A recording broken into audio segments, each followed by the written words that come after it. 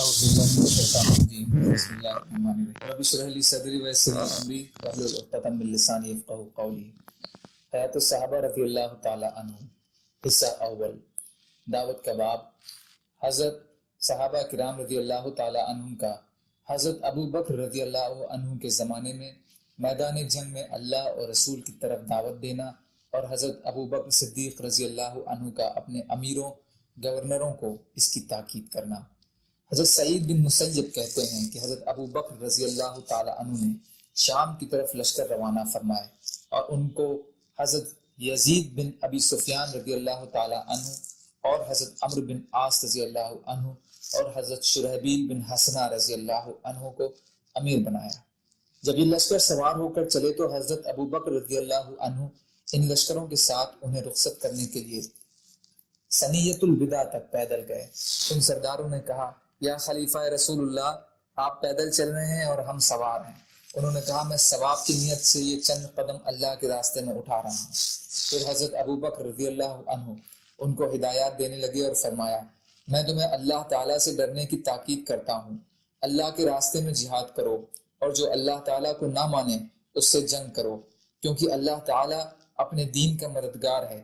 اور مال غنیمت میں خیانت نہ کرنا اور بد عہدی نہ کرنا اور بزدلی نہ دکھانا اور زمین میں فساد نہ پھیلانا، اور تمہیں جو حکم دیا جائے اس کے خلاف نہ کرنا۔ جب تقدیر خداوندی سے مشرک دشمن سے تمہارا سامنا ہو تو اسے 3 باتوں کی دعوت دینا۔ اگر وہ تمہاری باتیں مان لیں تو تم ان سے قبول کر لینا اور رک جانا۔ سب سے پہلے ان کو اسلام کی دعوت دو۔ اگر وہ اسے مان لیں تو تم ان سے اسے قبول کر لو اور ان سے جنگ کرنے سے رک جاؤ۔ پھر ان سے کہو کہ وہ اپنا وطن چھوڑ کر مہاجروں کے وطن چلے جائیں۔ اگر وہ ایسا کر لیں تو انہیں بتاؤ کہ ان کے وہ تمام حق ملیں گے جو مہاجرین کو حاصل ہیں، اور ان پر وہ تمام ذمہ داریاں ہوں گی جو مہاجرین پر ہوتی ہیں۔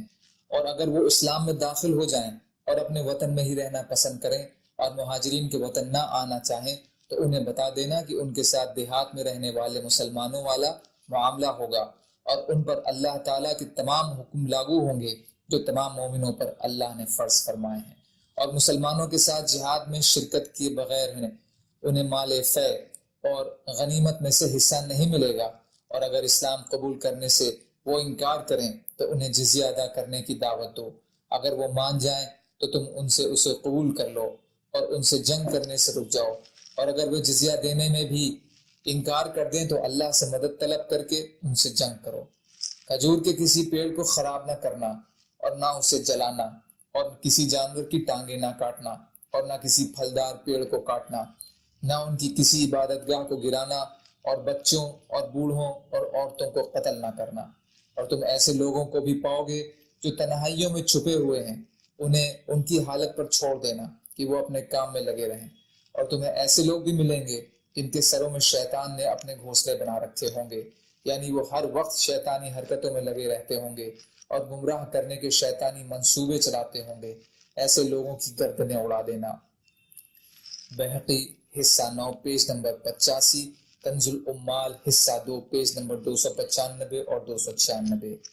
حضرت عروہ فرماتے ہیں کہ ابو بکر صدیق رضی اللہ عنہ نے جب خالد بن ولید رضی اللہ عنہ کو مرتد جو کافر ہو گئے تھے عربوں کی طرف بھیجا تو انہیں یہ ہدایت دی کہ ان مرتد کو اسلام کی دعوت دیں اور ان کو اسلام میں فائدے اور ذمہ داریاں بتائیں، اور ان کے دل میں ان کی ہدایت کی پوری طلب ہو۔ ان لوگوں میں سے جو بھی اس ہدایت کو قبول کر لے، وہ کالا ہو یا گورا ہو، اس کا اسلام قبول کیا جائے گا، اس لیے کہ جو اللہ کا انکار کرتا ہے اور کفر اختیار کرتا ہے اس سے اللہ پر ایمان لانے کے لیے قتال کیا جاتا ہے۔ لہٰذا جسے اسلام کی دعوت دی گئی اور اس نے اسلام کو قبول کر لیا اور اس نے اپنے ایمان کو سچا کر دکھایا تو اب اس پر کوئی پکڑ نہیں ہوگی اور اللہ تعالیٰ خود اس سے حساب لیں گے۔ اور جو مرتد اسلام کی دعوت کو قبول نہ کرے حضرت خالد اسے قتل کر دیں۔ بہقی حصہ 8 پیج نمبر 201، کنز العمال حصہ 3 پیج نمبر 143۔ حضرت صالح بن قیسان کہتے ہیں کہ حضرت خالد رضی اللہ عنہ نے ہیرا میں پڑاؤ ڈالا تو ہیرا کے شریف عزت دار لوگ قبیصہ بن ایاس بن حیہ تائی کے ساتھ شہر سے نکل کر حضرت خالد کے پاس آئے۔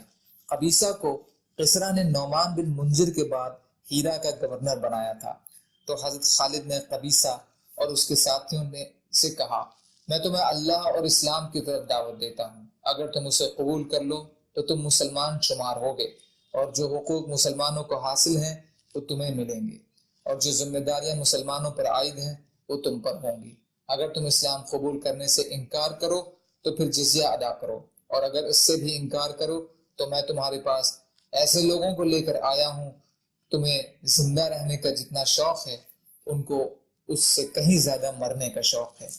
ہم تم سے لڑیں گے یہاں تک کہ اللہ ہی ہمارے اور تمہارے بیچ فیصلہ کر دیں۔ قبیصہ نے حضرت خالد رضی اللہ عنہ سے کہا، ہمیں آپ سے جنگ کرنے کی ضرورت نہیں ہے، ہم اپنے دین پر قائم رہیں گے اور آپ کو ہم جزیہ دیں گے۔ تو حضرت خالد نے ان سے 90,000 درہم پر صلح کر لی۔ تبری حصہ 2 پیج نمبر 551۔ سبحان اللہ و بحمدہ، سبحانک اللہم و بحمدک، اشہد ان لا الہ الا انت، استغفرک و اتوب الیک۔